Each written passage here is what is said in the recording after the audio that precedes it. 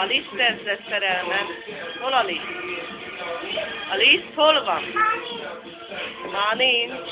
Akkor tudod elébb, amit mutattam neked. Úgy csináljad. Úgy. Úgy.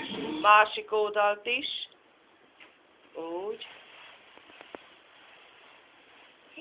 Most ne kapcsold már be majd Bandi a zenét. Na, csináljad, síkáljad. Ezt mind te síkáltad ki, ami itt van az asztalon?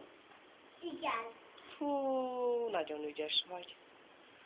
Hány éves vagy? 5. Még csak, azt már így tudod síkálni? Igen. Azt mi lesz ebből a tésztából? Bábos tészta. Hát még?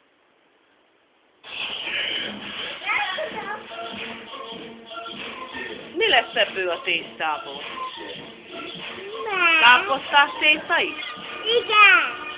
Kinek főzöd azt? Azt nem tudom. Apámnak. Ügyes vagy nagyon.